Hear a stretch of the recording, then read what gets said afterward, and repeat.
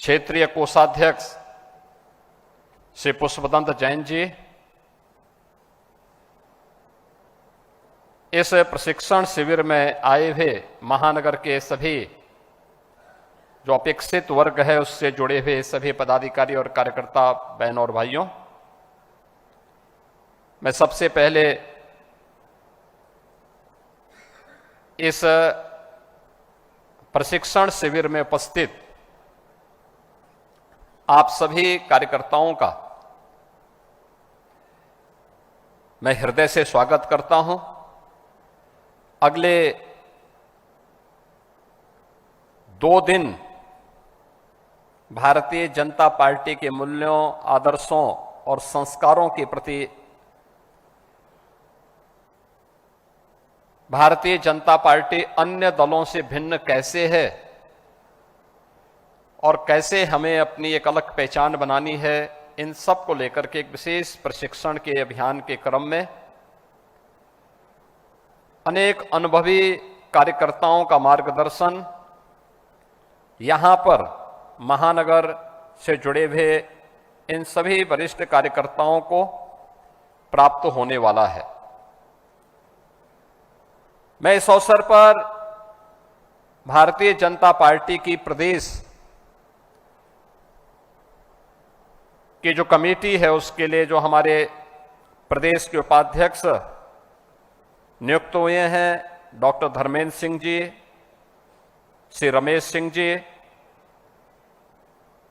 और क्षेत्रीय अध्यक्ष के रूप में भारतीय जनता पार्टी के एक बहुत पुराने कार्यकर्ता जिन्हें क्षेत्रीय महामंत्री के रूप में आजमगढ़ जिले में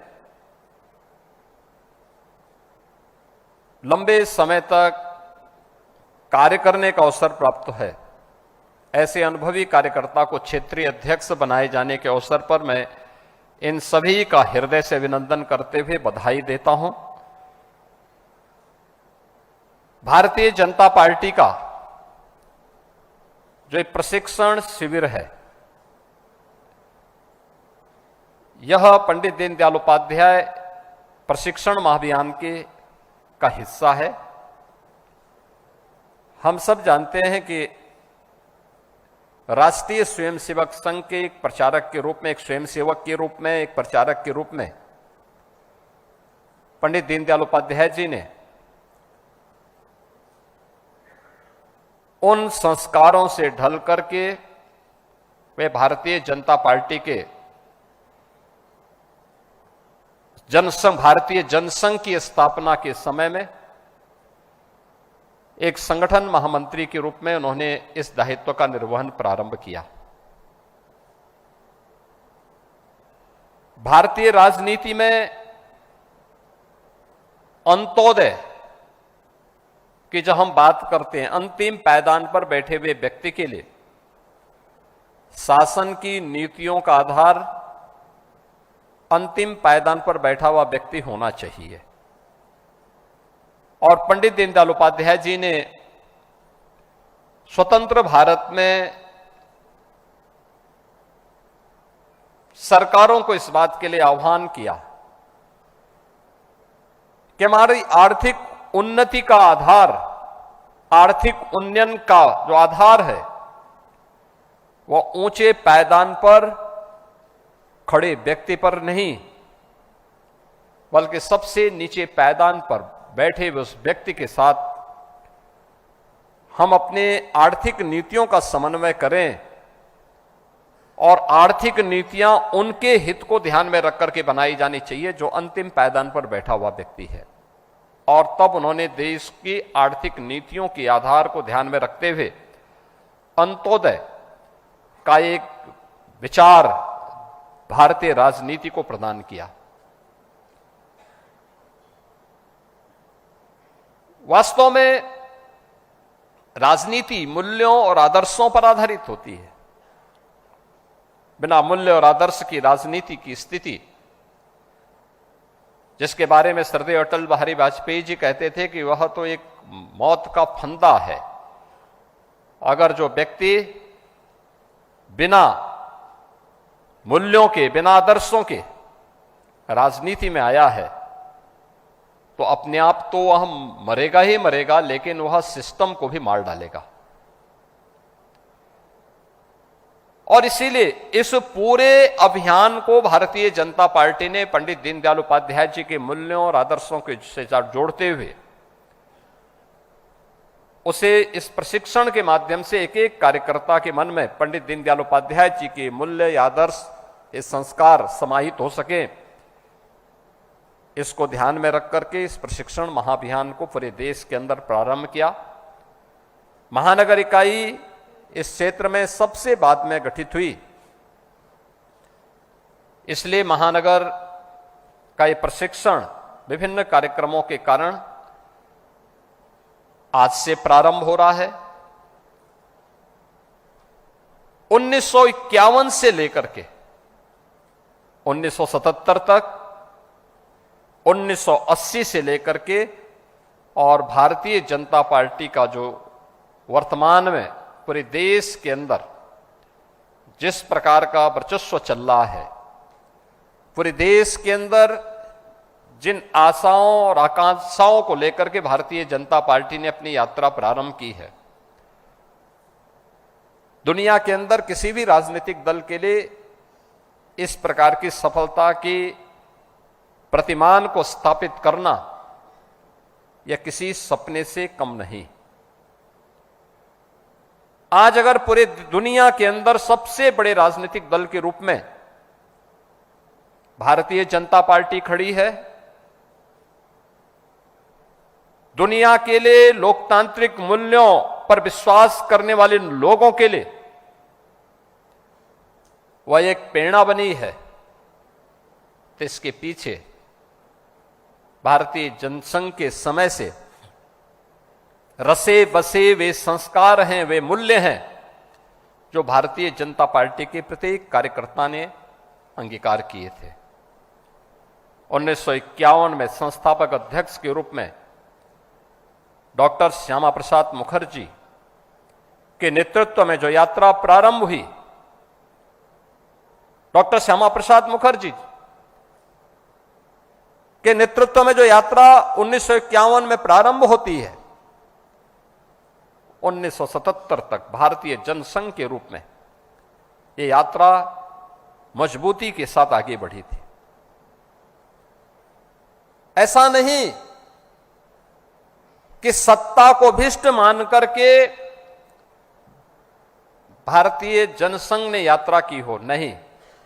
डॉक्टर श्यामा प्रसाद मुखर्जी तो देश की पहली सरकार जब बनी थी, स्वतंत्र भारत की पहली सरकार बनी थी, उस सरकार में स्वयं देश के अंदर खाद्य और भारी उद्योग के मंत्री थे। लेकिन मंत्री पद को तिलांजलि देते हुए नेहरू सरकार के द्वारा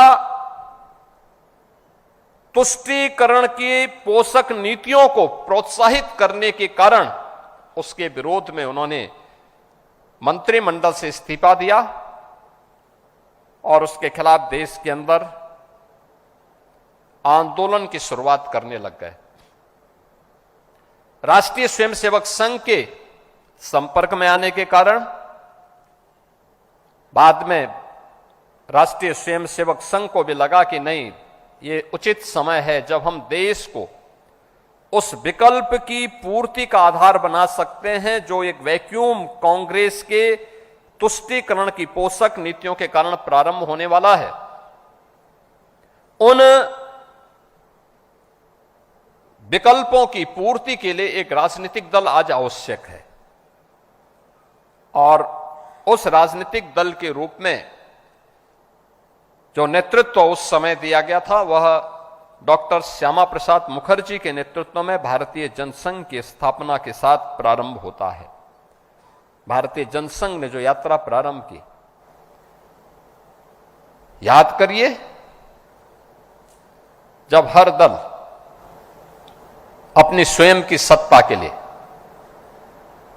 स्वयं के वर्चस्व के लिए लड़ता है, भारतीय जनसंघ ने स्थापना के बाद देश के अंदर जो लड़ाई प्रारंभ की थी वह कांग्रेस में, कांग्रेस सरकार के कश्मीर के खिलाफ की साजिशों का पर्दाफाश करने के लिए हुआ था। देश की एकता और अखंडता को बनाए रखने के लिए अभियान चला था और डॉक्टर श्यामा प्रसाद मुखर्जी भारतीय जनसंघ के अध्यक्ष के रूप में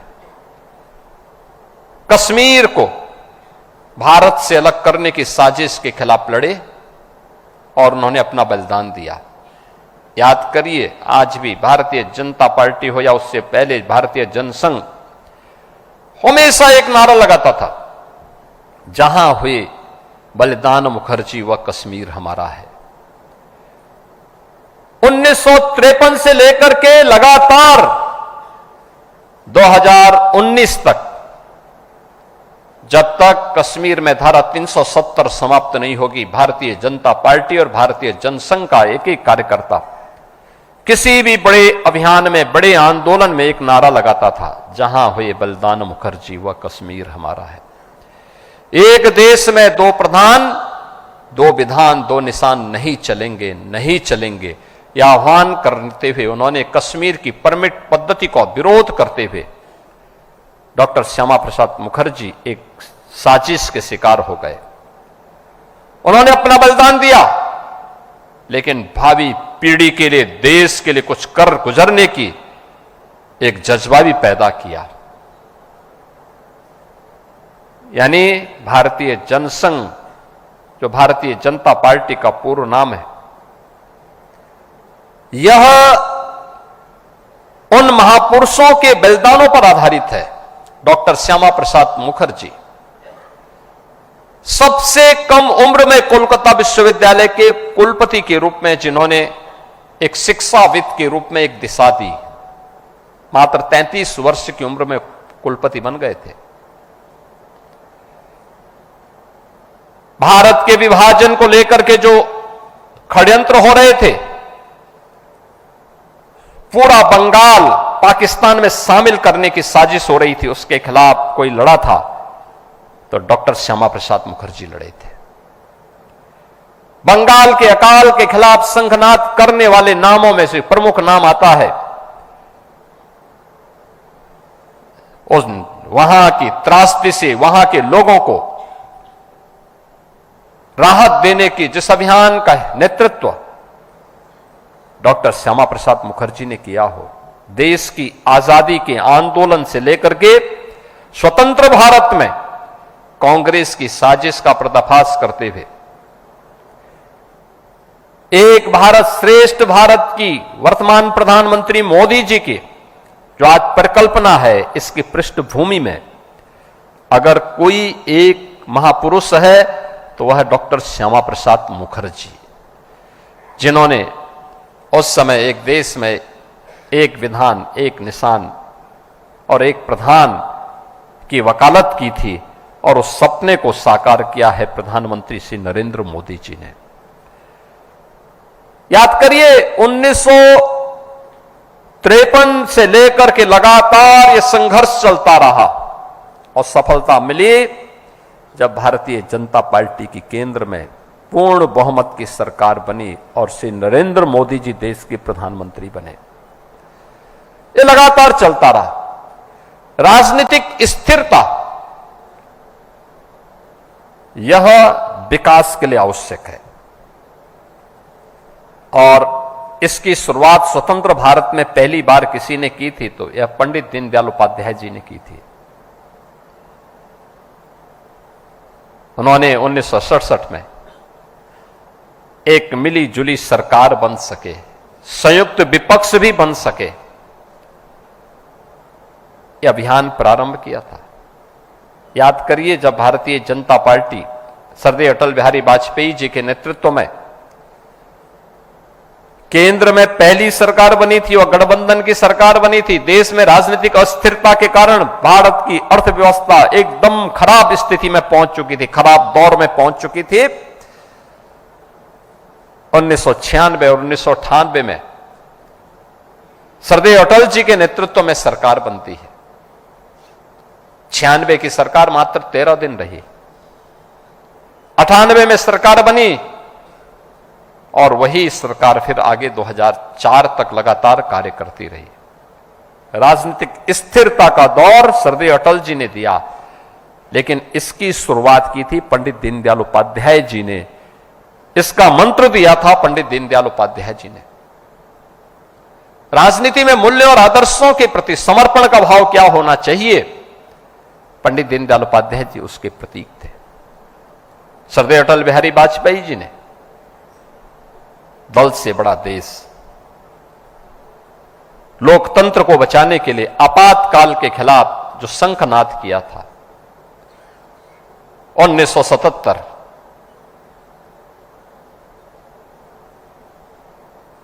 जब 25 जून 1975 को देश के अंदर कांग्रेस की सरकार ने आपातकाल थोपा था, एक तानाशाही सरकार देश के लोकतंत्र का गला घोंटना चाहती थी, उसके खिलाफ देश के अंदर सभी विपक्षी दल आंदोलन करने लग गए। वरिष्ठ नेताओं की गिरफ्तारी कर दी गई, लेकिन वास्तविक ताकत विपक्ष में किसी एक दल के पास थी तो भारतीय जनसंघ के पास थी। सबसे ज्यादा नेता भारतीय जनसंघ के गिरफ्तार हुए। एक वार्ड अध्यक्ष से लेकर के, एक बूथ अध्यक्ष से लेकर के राष्ट्रीय अध्यक्ष तक और वरिष्ठ नेताओं को गिरफ्तार किया गया। 1 लाख से अधिक गिरफ्तारियां हुई थी 1975 में। आप सोचो, इतने बड़े पैमाने पे गिरफ्तारियां हुई, तब देश के लोकतंत्र को बचाने के सरदेव अटल बिहारी वाजपेयी जी के नेतृत्व में जो निर्णय हुआ, देश के लिए दल से बड़ा देश, और दल से बड़ा देश है, इसके लिए कार्य करना है, तो इसके लिए उस समय उन्होंने भारतीय जनता पार्टी में भारतीय जनसंघ का विलय किया। पहली बार जो सरकार बनी श्री मोरारजी देसाई जी के नेतृत्व में, भारतीय जनसंघ की ओर से सरदेव अटल बिहारी वाजपेयी जी, श्री लालकृष्ण आडवाणी जी, नानाजी देशमुख जैसे नेताओं को उस सरकार में कार्य करने का अवसर प्राप्त हुआ। सरदेव अटल बिहारी वाजपेयी जी देश के विदेश मंत्री बने। श्री लालकृष्ण आडवाणी जी देश के सूचना और प्रसारण मंत्री बने। सरकार अच्छी चल रही थी, लेकिन उसी में आपसी मतभेदों के कारण जनता पार्टी बहुत दिनों तक नहीं चल पाई, टूट गई। कुछ स्वयं अपने मतभेदों के कारण, कुछ कांग्रेस की साजिश के कारण। तब 6 अप्रैल 1980 को देश की आवश्यकता को ध्यान में रखते हुए जिस दल का गठन होता है वह दल है भारतीय जनता पार्टी, और भारतीय जनता पार्टी के अध्यक्ष के रूप में सरदेव अटल बिहारी वाजपेयी इस देश के पहले भारतीय जनता पार्टी के अध्यक्ष के रूप में उन्होंने कार्य करना प्रारंभ किया। एक लंबे समय तक सरदेव अटल जी का, सरदेव आडवाणी जी का, डॉक्टर मुरली मनोहर जोशी जी का नेतृत्व इस पार्टी को प्राप्त हुआ। यानी दुनिया के अंदर शून्य से शिखर की इस यात्रा को 1985 में जब आम चुनाव होते हैं देश के, तो भारतीय जनता पार्टी मात्र 2 लोकसभा सीट जीती थी,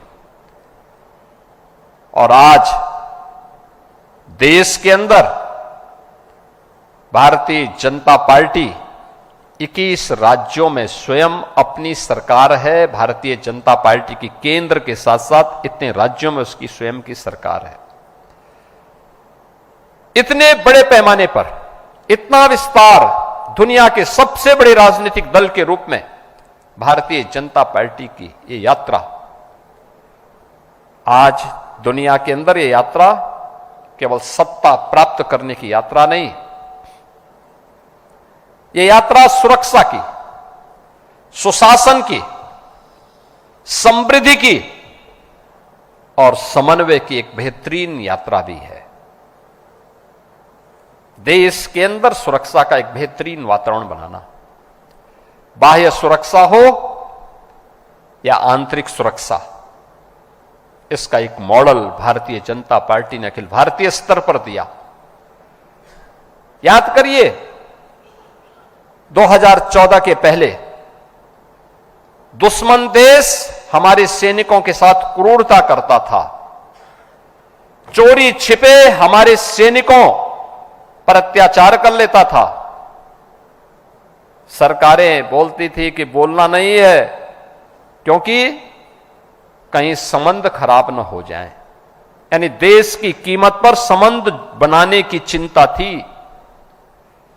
लेकिन 2014 के बाद दुश्मन की आंख से आंख मिलाने की सामर्थ्य, और अगर दुश्मन भारत की सीमा का अतिक्रमण करता है, भारत के जवानों पर चोरी छिपे और छद्म रूप से हमला करता है, तो एयर स्ट्राइक और सर्जिकल स्ट्राइक से भी कोई रोक नहीं सकता है।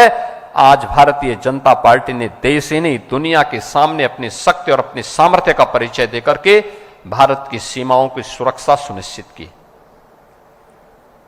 याद करिए 2014 के पहले देश की आंतरिक सुरक्षा कितने खतरे में थी। कश्मीर अलग चल रहा था, पूर्वोत्तर के राज्यों में उग्रवाद था, और भारत के अंदर 120 जनपद थे जहां पे नक्सलवाद भारत की सुरक्षा को चुनौती दे रहा था।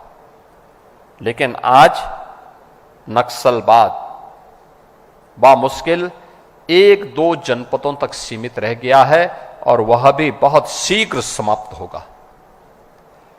यह जज्बा होता है कार्य करने का। मुझे याद है अभी पिछले दिनों हम लोगों ने माननीय गृह मंत्री जी के साथ में बस्तर में एक बैठक की थी। बस्तर छत्तीसगढ़ का वह क्षेत्र है जहां पर दशकों के बाद कोई सरकारी बैठक हुई थी। याद करिए बस्तर नक्सलवाद से प्रभावित था। मुझे चुनाव के दौरान, विधानसभा चुनाव के दौरान वहां जाने का अवसर मिला था। छत्तीसगढ़ विधानसभा चुनाव थे जब, कितनी फोर्स थी, और तब किसी प्रकार से सभा में कर पाया था। लेकिन इस बार जब मैं गया था, कहीं सेना नहीं थी, कहीं पुलिस नहीं थी, पब्लिक में उत्साह था, विकास हो रहे हैं, उद्योग लग रहे हैं, होटल बन रहे हैं। आज वह नक्सलवाद से मुक्त है। किसके कारण? भारतीय जनता पार्टी के कारण, भारतीय जनता पार्टी की विचारधारा के कारण, भारतीय जनता पार्टी की सरकार के कारण। पूरे देश के अंदर नक्सलवाद को प्रभावी ढंग से नियंत्रित किया गया है। कश्मीर के आतंकवाद को पूरी तरह कुचल दिया गया है। पूर्वोत्तर के भारत के उग्रवाद को पूरी तरह समाप्त कर दिया गया है। सुरक्षा के बेहतर माहौल में ही हम विकास की बात कर सकते हैं। सुरक्षा ही नहीं होगी, विकास कहां से होगा? आज जो सुरक्षा का ही बेहतर माहौल का परिणाम है। देश के अंदर कार्य हो रहे हैं इंफ्रास्ट्रक्चर के, रोड कनेक्टिविटी के, highway, expressway, airport, inland waterway, railway का networking, metros, ropeway, logistic hub और इससे संबंधित अन्य तमाम बड़े कार्यक्रम चल रहे हैं। बड़े पैमाने पे कार्य हो रहे हैं। इंफ्रास्ट्रक्चर जिस भी देश का जितना मजबूत होगा, वह देश उतनी तेज गति से विकास करेगा। ये विकास की प्राथमिक आवश्यकता है। वेलफेयर के माध्यम से जनता जनार्दन के सपनों को साकार करना, पंडित दीनदयाल उपाध्याय जी का वो सपना साकार करना कि देश की आर्थिक नीतियों का आधार ऊंचे पायदान पर खड़े हुए व्यक्ति से नहीं, सबसे नीचे पायदान पर बैठे हुए व्यक्ति से की जाएगी। नीतियां उसको ध्यान में रख करके बनेंगी। और आज उसी को ध्यान में रख करके प्रधानमंत्री मोदी जी के नेतृत्व में पिछले 12 वर्ष के अंदर हमने बदलते हुए भारत को देखा है। कोई सोचता था 12 करोड़ गरीबों के घर में शौचालय बन जाएगा? 4 करोड़ गरीबों के घर का अपना सिर ढकने के लिए छत मिल जाएगी, प्रधानमंत्री आवास योजना का लाभ मिलेगा। करोड़ों लोगों को हर घर नल के माध्यम से शुद्ध पेयजल मिल जाएगा। 50 करोड़ गरीबों को 5 लाख रुपए की आयुष्मान भारत की सुविधा, या 80 करोड़ लोगों को फ्री में राशन की सुविधा का लाभ। प्रधानमंत्री जीवन ज्योति योजना, प्रधानमंत्री जीवन सुरक्षा योजना, या फिर प्रधानमंत्री स्टार्टअप की स्कीम, स्टैंडअप की स्कीम, डिजिटल इंडिया की बात हो, या फिर पीएम विश्वकर्मा, या फिर 1 डिस्ट्रिक्ट 1 प्रोडक्ट की बात, ये सभी स्कीम ऐसी हैं जो हर व्यक्ति के जीवन में व्यापक परिवर्तन करती हैं। स्ट्रीट वेंडर से लेकर के गांव के अंदर निवास करने वाला एक गरीब घरौनी की सुविधा का लाभ प्राप्त कर रहा है। यह वेलफेयर की स्कीम है जिसके कारण 25 करोड़ लोग पिछले 11-12 वर्ष में गरीबी रेखा से उभर करके मध्यम श्रेणी में आए हैं, और मध्यम श्रेणी से विकास की द्रुत गति के साथ भारत के विकास में सहभागी बन पा रहे हैं। ये अभियान पूरे देश के अंदर हम एक विचारधारा के साथ जुड़ करके, हमारा मूल्य भारत के मूल्यों के साथ, भारत की विचारधारा के साथ, भारत की विरासत के साथ हम अपने आप को जोड़ेंगे। कोई कल्पना करता था कि अयोध्या में श्री राम जन्मभूमि का विवाद समाप्त हो पाएगा?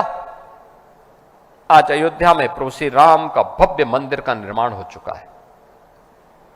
लाखों श्रद्धालु अयोध्या धाम में आ रहे हैं। काशी में काशी विश्वनाथ धाम का निर्माण हो गया है।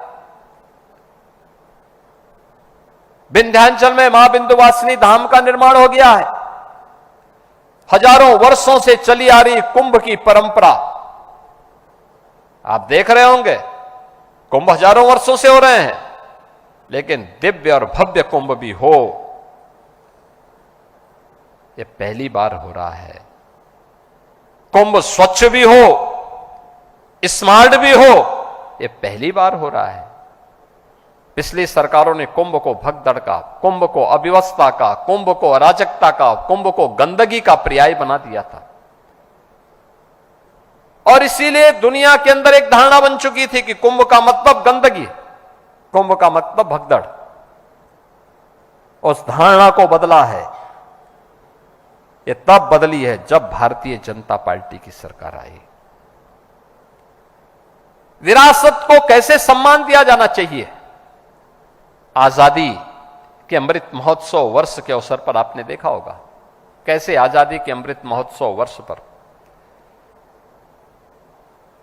हर देशवासी को तिरंगा के माध्यम से, भारतीय जनता पार्टी के नेतृत्व की सरकार ने यह नहीं कहा कि आप कमल के फूल का झंडा अपने घर में लगाओ। भारतीय जनता पार्टी ने कहा कि भारत के आन मान शान का प्रतीक भारत का तिरंगा हर घर पे लहराया जाना चाहिए। यही आजादी के अमृत महोत्सव वर्ष में प्रधानमंत्री मोदी जी का संदेश था, यानी दल से ऊपर देश। और यह भारतीय जनता पार्टी ने उस समय किया। अनेक अभियानों को आगे बढ़ाने का काम। इस अवसर पर देश के सैनिकों के प्रति सम्मान का भाव पैदा हो। सैनिक स्मारकों को भारतीय जनता पार्टी के कार्यकर्ताओं ने सजाने संवारने का काम किया था। उनके रंग रोगन करने की व्यवस्था की थी। यानी ये सभी वे मूल्य और वे आदर्श हैं जो अन्य दलों को भी जिनसे प्रेरणा लेनी चाहिए कि अगर हम दल से ऊपर देश को मानने लग जाएंगे, व्यक्ति से ऊपर समाज को मानने लग जाएंगे, तो सार्वजनिक जीवन सुचितापूर्ण होता हुआ दिखाई देगा। राष्ट्र विकास की नई बुलंदियों को छूता हुआ दिखाई देगा। लेकिन जब इन संकीर्णताओं में हम पढ़ करके स्वयं के स्वार्थ में डूबे रहते हैं, तब देश की सुरक्षा में भी सेंध लगती है। सार्वजनिक जीवन के मूल्य और आदर्श भी धराशायी होते हुए दिखाई देते हैं।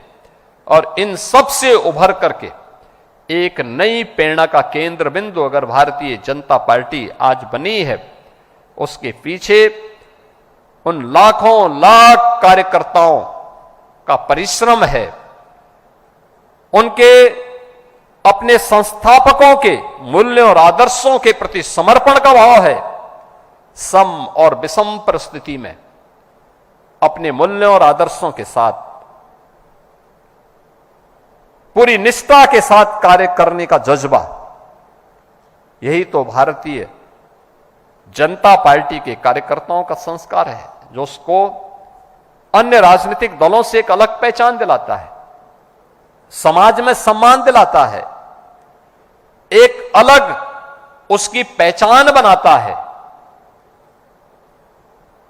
और उस पहचान के बल पर भारतीय जनता पार्टी का कार्यकर्ता समाज को या किसी सम और विषम परिस्थिति में उसको एक नेतृत्व देने का जज्बा रखता है। आज भी आप देखते होंगे, इस सदी की सबसे बड़ी महामारी कोरोना महामारी थी। कोरोना महामारी के दौरान आपने इस बात को देखा होगा, कैसे कोरोना के दौरान सभी राजनीतिक दल अपने अपने घरों में छुप गए थे। अकेले भारतीय जनता पार्टी का कार्यकर्ता सड़कों पर जनता जनार्दन की सेवा करता हुआ दिखाई दे रहा था। यानी उस समय भारतीय जनता पार्टी ने भी कार्यकर्ताओं के लिए एक स्लोगन दिया था कि स्वयं से बढ़कर के समाज। और उस समय उन्होंने एक एक जनता जनार्दन की सेवा की, उनके हितों के लिए कार्य किया। बाकी दल कोई भी नहीं, पहली 2 वेव में तो एक भी अन्य राजनीतिक दल का व्यक्ति सड़कों पे नहीं था। सब लोग अपने अपने घरों में कैद हो गए थे।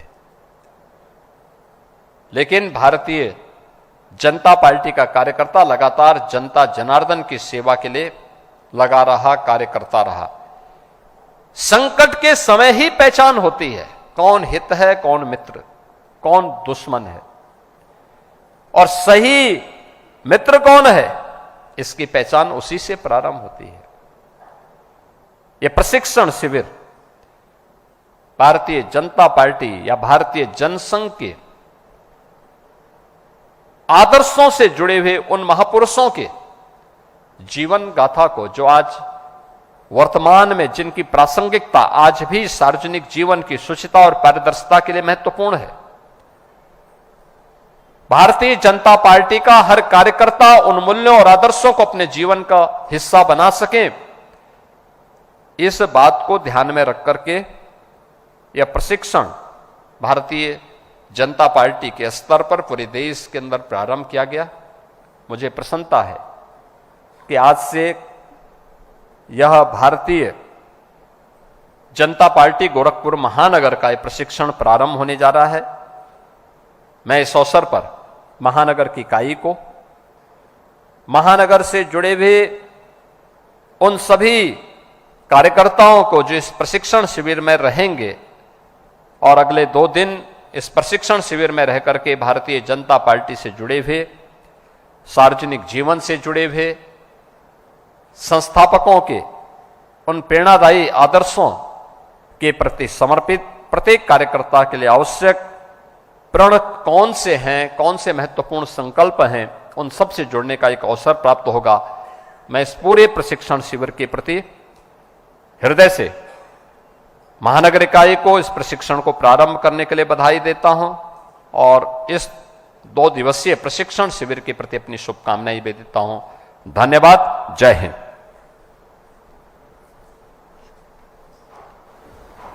प्रथम सत्र, उद्घाटन सत्र, आभार ज्ञापन के लिए भारतीय जनता पार्टी गोरखपुर क्षेत्र के नवनियुक्त क्षेत्रीय अध्यक्ष सम्मानीय विनोद राय से आग्रह करते हैं कि आप आवें और प्रथम सत्र के आप सभी के प्रति आभार व्यक्त करने का कष्ट करें। आदरणीय विनोद राय जी।